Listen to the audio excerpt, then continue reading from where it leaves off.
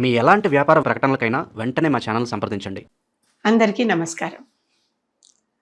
రామాయణం చెప్పుకుందాం. రామాయణం ఎంత అసలు రాముణ్ణి పేరు పెట్టడమే అందరినీ రమింపచేసేవాడు కనుక రాముడు అని పేరు పెట్టాడు వశిష్ఠుడు. రమింపచేసే గుణం, ఆ గుణం అంతా రామాయణం మొత్తం కనిపిస్తుంది. ఎంతో గొప్పగా ఉంటుంది. వాల్మీకి నమస్కరించుకుంటూ రామాయణంలోకి వెళ్దాం. ఎందుకంటే మనకి ముందర రామాయణాన్ని పరిచయం చేసినవాడు వాల్మీకి. ఆ వాల్మీకిని ఒకసారి స్మరించుకుంటూ లోపలికి వెళ్దాం. ఓం తపస్సాధ్యాయ నిరతం, ఓం తపస్వాధ్యాయ నిరతం తపస్వీం వాగ్విదాంబరం నారదం పరిప్రపచ్చ వాల్మీకిర్ముని పుంగవం. ఇప్పుడు వాల్మీకి గురించి చెప్పుకుంటూ కథలోకి వెళ్దాం. మొత్తం రామాయణం అంతా 7 కాండలుగా చెప్పబడింది. బాలకాండ, అయోధ్యకాండ, అరణ్యకాండ, కిష్కింధకాండ, సుందరకాండ, యుద్ధకాండ, చివరికి ఉత్తరకాండ, ఈ భాగాలుగా చెప్పబడింది. వీటిలో ఉన్నటువంటి కొన్ని విమర్శలను బట్టి బాలకాండ కానీ ఉత్తరకాండ కానీ ప్రక్షిప్తాలేమో తర్వాత చేర్చారేమో అనేటటువంటి మాట ఉంది. అయితే అయి ఉండొచ్చు, కాకపోయి ఉండొచ్చు, అది వేరే విషయం. కానీ ఇవన్నీ కూడా కథకి దోహదపడే అంశాలే ఉన్నాయి. మొట్టమొదట బాలకాండతో మొదలు పెడదాం. ఈ బాలకాండలో మనకి ఎలా మొదలవుతుందంటే కథ, వాల్మీకి అనేటటువంటి ఒక ఋషి ఉన్నాడు. ఈ ఋషి కాకముందు వాల్మీకి ఒక దోపిడీ దొంగ. ఈ దోపిడీ దొంగ వనానికి వచ్చిపోయే వాళ్ళందరినీ ఆ దారి దోపిడీ దొంగగా ఉండి అందరినీ దోచుకుంటూ ఉంటే ఋషులు ఆయనకి, సప్త ఋషులు ఆయనకి ఇంటికి వెళ్ళి అసలు నీ పాపంలో నీ కుటుంబం వాళ్ళు కూడా భాగం తీసుకుంటారా కనుక్కో అంటారు. అంటే వచ్చిన వాళ్ళందరినీ కొడుతున్నావు, దోచుకుంటున్నావు, అవకాశం వస్తే చంపుతున్నావు, ఇన్ని చేస్తున్నావు కనుక నీకు వీటికి ఏమైనా దీని నుంచి వాళ్ళు పాపం తీసుకుంటారా అనేది కనుక్కోమంటాడు. అప్పుడు కనుక్కుంటే ఇంటికి వెళ్ళి తల్లిదండ్రి కానీ, భార్య కానీ, పిల్లలు కానీ ఎవ్వరు ఈ పాపం నీ ఒక్కడిదే, నువ్వే చేసావు కనుక మాకు సంబంధం లేదు, నువ్వు కుటుంబ పెద్దవి కనుక మమ్మల్ని పోషించాల్సిన బాధ్యత నీది ఉంది కనుక నీదే పాపం వస్తుంది కానీ మాకు రాదు అని తేల్చి చెప్పేశారు. అప్పుడు వాల్మీకి ఒక్కసారిగా నిజం బోధపడి జ్ఞానోదయం అయ్యి అప్పుడు ఒకసారి వచ్చేసి కూర్చుని తపస్సు చేసుకోవటం మొదలు పెడతాడు. ఆ తపస్సు చేసుకునేటప్పుడు ఆ మంత్రం కూడా వారిచ్చిందే. ఇచ్చినటువంటి మంత్రం పెట్టుకుని మరా మరా మరా, ఎందుకంటే రామ అని కూడా అనలేనటువంటి జానపదుడు అతను ఆ సమయంలో. ఆ మంత్రం చదువుకుంటూ తర్వాత దాంతో ఆ రామనామంతో పూర్తిగా తన పాత వాసనలన్నీ వదులుకుని ఒక గొప్ప ఋషి వలె వచ్చాడు. చుట్టూ పుట్టలు పెరిగిపోయి ఆ పుట్టల్ని తవ్వి ఈ మనిషిని ఇక్కడ ఏమిటో ఎవరో శబ్దం వస్తోంది ఏదో అని ఆ పుట్టను తవ్వి తీసి చూస్తే లోపల ముని ఉన్నాడు. కనుక ఈయనని వాల్మీకంలో నుంచి వచ్చాడు కనుక, వాల్మీకం అంటే పుట్ట నుంచి వచ్చాడు కనుక వాల్మీకి అని పేరు పెట్టారు. ఈ వాల్మీకి బయటికి వచ్చి తన తపస్సులో తన దాంట్లో తనున్నాడు. ఒకసారి నారదుడు అటువైపుగా పోతూ ఈ వాల్మీకిని చూసి ఆగి చక్కగా కాసేపు ఎలా ఉన్నావు, ఏం చేస్తున్నావు అని అన్నీ అడిగాడు. అప్పుడు వాల్మీకి నారదుడిని ఒక ప్రశ్న అడిగాడు. ఒక 16 లక్షణాలు చెప్తూ ఈ 16 లక్షణాలు ఉన్నటువంటి అసలు వ్యక్తులు ఎవరైనా ఉంటారా ఈ సమాజంలో, ఇన్ని లక్షణాలు కలిగిన వాడు అని అడిగాడు. ఆ లక్షణాలన్నీ ఏమిటి అంటే ఒక్కసారి వినండి. ఇన్ని గొప్ప లక్షణాలు కల రాముడు మన కథానాయకుడు. ఆ రాముడి గురించి, ఆ రాముడికి ఏ లక్షణాలు ఉండాలి అని, రాముడు అనే పేరు అప్పుడు ఇంకా వాల్మీకి రామశబ్దం మంత్రం చేసుకున్నాడు కానీ నిజంగానే ఒక రాముడు ఉన్నాడు అనేది అతనికి తెలియదు. అటువంటప్పుడు ఈ మాట అడిగితే అడిగాడు వాల్మీకి నారదుణ్ణి. ఎవరైతే గుణవంతుడు, వీర్యవంతుడు, ధర్మజ్ఞుడు, కృతజ్ఞుడు, సత్యవాక్ పరిపాలకుడు, దృఢవ్రతుడు, మంచి చరిత్ర కలవాడు, మంచి యుక్త జ్ఞానం తెలిసినవాడు, సర్వభూతహితుడు, విద్వాంసుడు, సమర్థుడు, ప్రియదర్శనుడు, జితక్రోధుడు, జ్యుతిమాన్ అంటే మంచి తేజస్సు కలవాడు, ఎటువంటి వారి మీద అసూయ పడనివాడు, అంతేకాకుండా దేవాసురులని అందరినీ కూడా యుద్ధంలో భీతి గొలిపించగలిగేటటువంటి శౌర్య పరాక్రమాలు ఉన్నవాడు. ఇలాంటి వాడు ఎవరైనా ఉన్నాడా అని అడిగాడు. ఎందుకు లేడు, ఇవన్నీ ఉన్న లక్షణాలు ఉన్నటువంటి వాడు మన పక్కనే ఉన్న కోసల రాజ్యంలో అయోధ్య నగరంలో రాముడు అనేవాడు ఉన్నాడు. ఈ రాముడే చక్కగా నువ్వు చెప్పినటువంటి అన్ని లక్షణాలు కలవాడు. అంటే అప్పుడు వాల్మీకి అడిగాడు, ఎవరా రాముడు? నాకు ఆ రాముడి గురించి బాగా తెలుసుకోవాలని ఉంది, నాకు అన్నీ చెప్తావా అని అడిగాడు. చెప్తావా అని అడిగితే అప్పుడు రాముడి గురించి మొత్తం రామకథగానం నారదుడు చెప్పాడు. దీన్నే మూల రామాయణం అని అంటాం. ఈ మూల రామాయణం ప్రతులు ఇప్పుడు ఎక్కడా దొరకటం లేదు. అయినప్పటికీ ఈ కథలోనే మనకి వాల్మీకే చెప్పాడు కనుక, నాకు నారదుడే ఈ కథ చెప్పాడు అని చెప్పాడు కనుక మనకి నారదుడే ముందర రామాయణం తెలుసుకుని ఆ కథని చెప్పాడు అనేది తెలుస్తోంది. ఈ కథా సమయానికి, అంటే వాల్మీకి ఈ కథ రాసే సమయానికి లవకుశులు కూడా జన్మించేసి ఉన్నారు. ఆ లవకుశులు కూడా జన్మించేసినప్పుడు ఆ రాముడి గురించి చెప్పాడనమాట ఈయన. చెప్తూ మొత్తం రామకథ అంతా నారదుడు చాలా విపులంగా విస్తారంగా 100 కోట్ల శ్లోకాలతో ఒక విపులమైనటువంటి రామాయణాన్ని చెప్పాడు. అంత విపులమైన రామాయణాన్ని ఈ నారదుడు చెప్పినటువంటిది వాల్మీకి విని చాలా ఆకళింపు చేసుకున్నాడు, ఎంతో ఇష్టపడ్డాడు, ఎంతో మెచ్చుకున్నాడు, ఎంతో ఆనందపడ్డాడు, అబ్బురపడ్డాడు.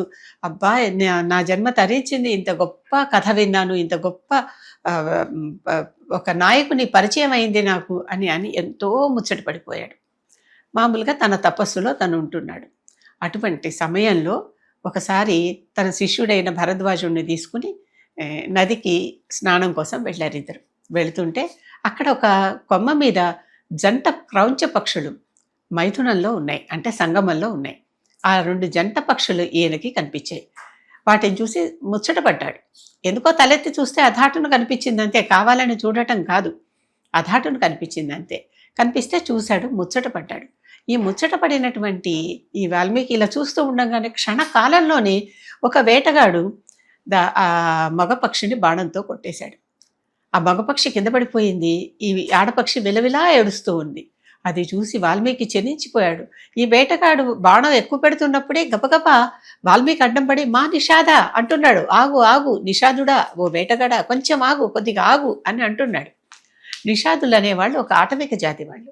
కొద్దిగా ఆగు, తొందరపడకు, కొట్టకు అనే లోపలే మా అంటే వద్దు అని అర్థం. అని చెప్పే లోపలే ఆ వేటగాడి చేతిలో నుంచి బాణం వెళ్ళిపోయింది.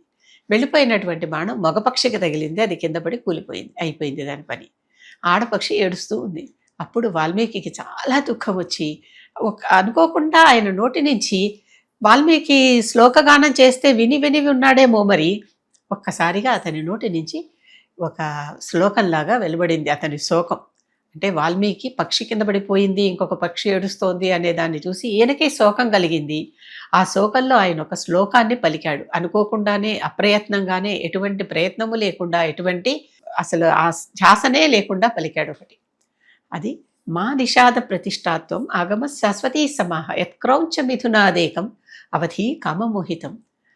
అయ్యో, అవి 2 కామమోహితులై ఉన్నాయి. లేకపోతే వేటగాడు వస్తుంటే పక్షి క్షణాల్లో పారిపోతుంది. వేటగాడు బాణం తీసే లోపలే అది పారిపోతుంది. అవి వాటి సంగమం సుఖంలో ఉన్నాయి, వాటి పట్టించుకోవట్లేదు చుట్టుపక్కల వాతావరణాన్ని. అటువంటి సమయంలో వాటిని కొట్టావు, ఎంత పాపం. అసలు అటువంటి సమయంలో డిస్టర్బ్ చేయకూడదు, నువ్వు చంపేశావు. ఆడపక్షి ఎంత దుఃఖిస్తోంది కనుక నీకు పాపం అనేది ఉందే, నీకు అపకీర్తి అనేది, అప్రతిష్ట అనేది ఇక కలకాలం ఉండిపోతుంది నీకు అని బాధపడుతూ వాల్మీకి అన్నాడు. అప్పుడు మళ్ళీ గురు శిష్యులు ఇద్దరు సడన్గా ఒక్కసారి తెలిసింది వారికి, ఏమిటి ఏదో కొత్త రకంగా నేను పలికానే ఈ పదాలు, ఇంతవరకు ఇలా నేను ఎప్పుడు పలకలేదే అని. అప్పుడు వాళ్ళు దీనిని శ్లోకం అందాం అనుకున్నారు. ఈ లోకంలో జరిగే దాని గురించి నేను ప్రకటించిన శ్లోకాన్ని శ్లోకం అనుకుందాం ఇక నుంచి అన్నారు. దానికి శ్లోకం అని వాళ్ళే పేరు పెట్టుకున్నారు. అప్పుడు ఈయన అది చదువుకుంటూ మననం చేసుకుంటూ మళ్ళీ తిరిగి ఆశ్రమానికి వచ్చి కూర్చున్నాడు. బ్రహ్మ గురించి తపస్సు చేస్తున్నాడు కదా, బ్రహ్మ ప్రత్యక్షమై రామాయణాన్ని నువ్వు రాయి అని చెప్పాడు. నువ్వు రాయి, ఈ రామాయణం ఈ భూమి మీద తారాచంద్రులు ఉన్నంత వరకు, గిరులు, పర్వతాలు, నదులు, సరస్సులు ఉన్నంత వరకు చక్కగా ఈ రామాయణం భూమి మీద నిలబడి ఉంటుంది. అటువంటి రామాయణాన్ని నువ్వు రాయి అని వాల్మీకి బ్రహ్మ స్వయంగా ఆదేశం ఇచ్చాడు. అంతేకాదు, అతను రాసే రామాయణం ఇన్నాళ్ల పాటు ఉంటుంది, కొన్ని తరాల పాటు, యుగాల పాటు నిలిచి ఉంటుంది అని ఆయన వరం కూడా ఇచ్చాడు. అప్పుడు వాల్మీకి ఈ రామాయణాన్ని రాయటానికి పూనుకున్నాడు. 100,000 శ్లోకాలతో తను విన్న రామాయణాన్ని 24,000 శ్లోకాలకి తగ్గించి 7 కాండలుగా రాశాడని పేరు. ఈ శ్లోకాలు ఇవన్నీ కలిపి మనకి మొత్తం 7 కాండల్లో ప్రతిఫలిస్తూ ఉంటాయి. ఈ విధంగా వాల్మీకి రామాయణ రచనకి నారదుడు, బ్రహ్మ, సప్త ఋషులు వీరందరి ప్రోత్సాహంతో, వారందరి కరుణతో, కృపతో రాయటం మొదలుపెట్టాడు. అప్పటికి రచించటం అని అంటున్నాం కానీ రచనే, రాత కాదది. ఎందుకంటే లిపి లేదు, ఎక్కడ పేపర్ లాంటిది అంటే తాళపత్రాల మీద రాయటం లాంటివి కూడా లేవు. ఆయన తన మనసులో తాను అనుకుని, తను అనుకున్నది అనుకున్నట్లుగా ఏకసంధాగ్రాహులైన శిష్యులకి చెప్పటం అంత మాత్రమే ఉన్నది. ఆ విధంగా రామాయణం రాయబడింది. ఒక్కసారి ఈ విషయం గురించి అందరూ పునరాలోచించండి.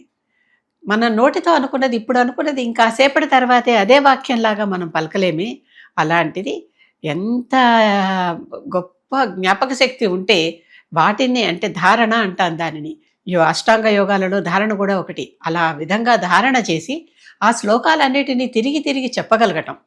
అందుకని అక్కడక్కడ కొన్ని ప్రక్షిప్తాలు వచ్చేవి, పాఠాంతరాలు వచ్చేవి, వస్తూ పోతూ ఉంటాయి. మనకి కొన్ని ఉంటాయి, కొన్ని పోతూ ఉంటాయి, మళ్ళీ కొన్ని వస్తూ ఉంటాయి. ఇలాంటివి జరుగుతూనే ఉంటాయి. కనుక పాఠాంతరాలని తప్పుగా ఎప్పుడు భావించకండి. ఎంత గొప్ప ధారణక శక్తి కలిగినటువంటి ఋషులు, మునులు, వారి శిష్యులు ఈ విధంగా వాటినన్నిటినీ మనసులో ధారణ చేసి వాటిని మనకి చెప్పుకుంటూ వచ్చారు. ఇప్పుడు రామాయణం కథ అంటే అసలు కథ మొదలవుతుందంటే ఇవన్నీ కూడా బాలకాండలో ఉన్నటువంటి భాగాలే, కొత్త భాగాలే మనం చెప్పుకోవటంలా. బాలకాండ ఈ విధంగా ఇలా మొదలైందనమాట.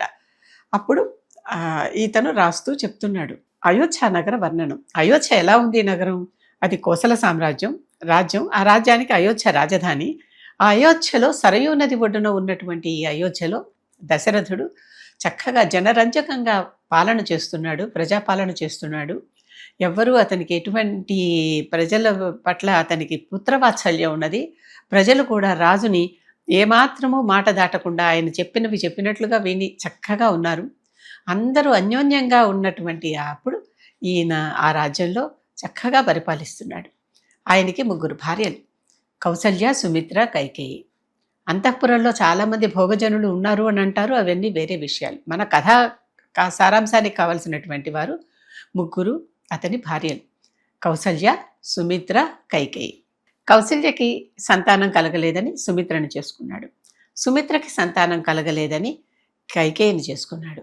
ఈ కైకేయిని చేసుకున్నప్పుడు ఈయన వారికి ఒక చిన్న వాగ్దానం కూడా ఇచ్చాడు. కైకేయికి కనుక ముందర పుత్రులు పుడితే వారినే నేను నా పట్టాభిషిక్తులను చేస్తాను, వారికే రాజ్యం ఇస్తాను అని వారికి వాగ్దానం ఇచ్చాడు కైకేయి తల్లిదండ్రులకి. అది అయిపోయింది. ఆ తర్వాత ఇతను కైకేయి కూడా ఎన్నాళ్ళైనా సంతానం కలగల, కొంచెం దుఃఖంగా ఉన్నాడు. ప్రజలంతా సుభిక్షంగా ఉన్నారు, రాజ్యం అంతా చాలా చక్కగా ఉంది, అందరూ ఆనందంగా ఉన్నారు. ఇన్ని ఉన్నప్పటికీ పుత్రులు లేని లోటు ఆయనని వేధిస్తూనే ఉన్నది. ఆయనకు మంత్రులు ఉన్నారు చాలామంది, సుమంత్రుడు మొదలైన మంత్రులు ఉన్నారు, వశిష్ఠుడు, వామదేవుడు మొదలైన గురువులు ఉన్నారు. వీరందరూ కూడా అక్కడే ఉండి ఈనాటికి వశిష్ఠుడే వాళ్ళ రాజగురువు కనుక వారినే గోత్రనామంగా చెప్పుకుంటారు. రాముడి గోత్రం వశిష్ఠ గోత్రం అని చెప్తారు. చాలా రాముడి గోత్రం ఏమిటి అనేటటువంటి ఎన్ని తగాదాలు వచ్చినా రాముడి గోత్రం మాత్రం ఎప్పటికీ వశిష్ఠ గోత్రమే. ఎందుకంటే వశిష్ఠుడే రాముడికి మొదటి గురువు గనక. ఈ వశిష్ఠుడు వీళ్ళందరూ ఉన్నారు. చక్కగా వీరందరూ ఉండి హాయిగా చక్కగా రాజ్యం సాగుతున్న కాలంలో దశరథుడికి మాత్రం నేను వృద్ధుడినైపోతున్నాను, నాకు పిల్లలు పుట్టలేదే అనేటువంటి ఒక చింత మాత్రం తొలుస్తూనే ఉన్నది. అటువంటి సమయంలో ఎవరో చెప్పారు, ఆ ఋష్యశృంగుడు అని చెప్పి ఒక గొప్ప ఋషి ఉన్నాడు, ఆయన ఋషిపుత్రుడు. ఆయన్ని తీసుకొని వచ్చి ఆయన చేత కనుక యాగాలు చేయిస్తే చాలా మంచి అనుకున్నటువంటి కామ్యాలు నెరవేరుతాయి అని చెప్పారు. అదే సమయంలో ఆ రాజ్యంలో కరువు వచ్చింది. ఈ కరువు వచ్చినప్పుడు కరువును తీసేయాలంటే ఋష్యశృంగుడు ఎక్కడ కాలు పెడితే అక్కడ వానలు పడతాయి అనేటటువంటి మాటలు కూడా బాగా ప్రబలినాయి. ఈ ఋష్యశృంగుడు ఎవరు? అడవిలో ఉండి తపస్సు చేసుకునేటటువంటి ఒక ఋషికుమారుడు. ఆయన తన తండ్రి ఏం చెప్తే అదే, అక్కడే అసలు అది ఋషివాటిక తప్ప మరి ఇంకేమీ తెలియకుండా పెరిగినటువంటి వాడు ఋష్యశృంగుడు. అక్కడ స్త్రీలు లేరు, స్త్రీ అనేది ఏమిటో తెలియదు ఆయనకి. అసలు ఇంకా ఆ అడవిలో దొరికే కందమూలాలు, ఫలపుష్పాలు తప్ప మరే విషయము తెలియనటువంటి వాడు ఋష్యశృంగుడు. చివరికి ఈ ఋష్యశృంగుడి దగ్గరికి తన సైన్యాన్ని, కొంతమంది స్త్రీలని పంపించి ఋష్యశృంగుడిని ఏదో ఒక విధంగా చెప్పి వశం చేసుకుని నగరానికి తీసుకురావాలి అనే కార్యక్రమం మీద పంపిస్తాడు. వాళ్ళు అక్కడికి వెళ్ళి ఋష్యశృంగుడిని నెమ్మదిగా సమ్మోహింపచేసి, ఋష్యశృంగుడు అసలు ఈ స్త్రీలని వాళ్ళు అప్పటిదాకా నారచీరలే కట్టుకుంటున్నటువంటి ఋష్యశృంగుడికి వీళ్ళు కట్టుకుంటున్నటువంటి ఆ పట్టు వస్త్రాలు కానీ, వాళ్ళు ధరించినటువంటి ఆ పువ్వులు కానీ, వాళ్ళు తినేటటువంటి మధుర పదార్థాలు కానీ ఆయనకు అవేమీ తెలియవు. ఇవన్నీ కూడా ఏమిటో ఆయనకు అర్థం కాని పరిస్థితిలో ఉన్నాడు. అటువంటి పరిస్థితుల్లో ఆయన్ని మోహింపచేసి ఆయన్ని నెమ్మదిగా పడవ మీద ఎక్కించుకుని, ఆ పడవలో తెలియలే ఆయనకి, వీళ్ళ వెనకాల అలాగా అమాయకంగా వచ్చేసాడు అనమాట. వచ్చేసి నెమ్మదిగా వచ్చాడు. వస్తూ వస్తూ మొట్టమొదట అంగదేశానికి వచ్చారు వాళ్ళు. అంగదేశానికి రాగానే అక్కడ రోమపాదుడు మహారాజు. రోమపాదుడికి శాంత అని ఒక కూతురుంది. ఈ శాంతని దశరథుడి నుంచే దత్తత తీసుకున్నాడు అనేటటువంటి ఒక కథ కూడా ఉన్నది మనకి. ఆ కథలోని నిజానిజాలకు వెళ్లే బదులు, ఎందుకంటే దశరథుడు పిల్లలు లేరనే బాధపడుతున్నటువంటి వాడు ఒక కూతురు పుట్టినా ఉంచుకోవాలి కదా, ఉన్నటువంటి కూతురుని మరి ఇచ్చేయటం. అలా కాకుండా ఈ ఈ అది కొంచెం మనకి కథలో ఎక్కడో ఏదో కొంచెం ఒక లింక్ తెగిపోయిందేమో అనిపించేటటువంటివి అనమాట. ఈ రోమపాదుడు తన కూతురు శాంతని అంగదేశానికి ఋష్యశృంగుడు రాగానే ఆ శాంతనిచ్చి వివాహం చేశాడు. చక్కగా అప్పటిదాకా వివాహం కాని బ్రహ్మచారిగా ఉన్నటువంటి ఋష్యశృంగుడు అప్పటి నుంచి గృహస్థు అయ్యాడు శాంతను వివాహం చేసుకున్నాక. ఎందుకంటే యజ్ఞయాగాలు చేసేటటువంటి పురోహితులకి తప్పనిసరిగా పక్కన భార్య ఉండి తీరాలి. భార్య ఉంటేనే వారు ఆ యజ్ఞయాగాలు చేయటానికి అర్హులవుతారు. అది ఎందుకంటే వాళ్ళు తపస్సులు మునులు ఋషులు కాదు కదా, మామూలు బ్రహ్మచారి అంతే. అతను సన్యాసం తీసుకున్న సన్యాసి కాదు. ఈ రోమపాదుడి కూతుర్ని వివాహం చేసుకున్నాక అక్కడి నుంచి ఇంకా ముందరికి బయలుదేరి వచ్చి అయోధ్యానగర ప్రవేశం చేశాడు. అయోధ్యానగర ప్రవేశం శాంతతో కలిసి ఋష్యశృంగుడు ఇలా కాలు పెట్టంగానే అప్పటిదాకా కరువుతో నిండిపోయినటువంటి అయోధ్య నగరం అంతా, కోసల రాజ్యం అంతా చక్కగా వానలు కురిశాయి. మళ్ళీ సుభిక్షమైపోయింది. ఋష్యశృంగుడి పాద మహిమ అందరికీ తెలిసింది. అంటే పాదం పెట్టంగానే అక్కడ వానలు వచ్చాయి. అక్కడ అంగదేశంలోనూ వానలు వచ్చాయి, ఇక్కడ కోసల రాజ్యంలోనూ వానలు వచ్చాయి. అంటే ఋష్యశృంగుడు ఎక్కడ ఉంటే అక్కడ ఆయన చక్కగా వానలు కురిపిస్తూ ఆ ప్రాంతాన్ని సుభిక్షంగా ఉంచుతాడు అనేటటువంటిది. ఋష్యశృంగుడు గురించి మరొక మాట కూడా చెప్తా. ఈ ఋష్యశృంగుడు శృంగేరి దగ్గర తపస్సు చేశాడు అని చెప్తారు. అక్కడే ఆ పక్కనే ఋష్యశృంగుడికి ఒక ఆలయం కూడా శృంగేరి దగ్గర కనిపిస్తుంది. శృంగగిరి అంటే శృంగగిరి, కొమ్ముల్లాగా ఉండేటటువంటి పర్వతం అనమాట. అంటే పర్వత కొమ్ములు అంటారు కదా, అటువంటిగా ఉండేటటువంటి ఒక కొండ. ఆ కొండ మనకి కర్ణాటకలో శృంగేరి దగ్గర కనిపిస్తుంది. అక్కడే ఋష్యశృంగుడు తపస్సు చేసుకున్నాడు చాలా కాలం అని చెప్పి కనిపిస్తుంది. అందుకనే ఆయన తపస్సు చేసుకుని ఆ మాతని అర్చించాడు కనుకనే ఆవిడ శృంగేరి శారదాంబ కూడా అక్కడి నుంచే వచ్చింది, ఆయన దగ్గర నుంచే వచ్చింది, అంటే త్రేతాయుగం నాటిది అని చెప్పుకుంటాం. అంతేకాకుండా శృంఖలాదేవి అనేటటువంటి దశమహావిద్యల్లో ఒక రూపం, అమ్మవారి రూపం. ఆ శృంఖలాదేవి రూపాన్ని కూడా ఈయన పూజించాడు, ధ్యానించాడు. ఈ అష్టాదశ శక్తిపీఠాల్లో ఒక శక్తిపీఠం శృంఖలదేవి. అంటే అక్కడ కూడా ఆ ఋష్యశృంగుడు ఆవిడని పూజించాడు, ధ్యానించాడు. ఈ విధంగా శృంఖలాదేవి భక్తుడైనటువంటి, శారదాంబ భక్తుడైనటువంటి ఋష్యశృంగ మహర్షి భార్యతో సహా, భార్య శాంతతో సహా అయోధ్య నగరంలోకి కాలు పెట్టాడు. దీని తర్వాత కథ మళ్ళీ చెప్పుకుందాం.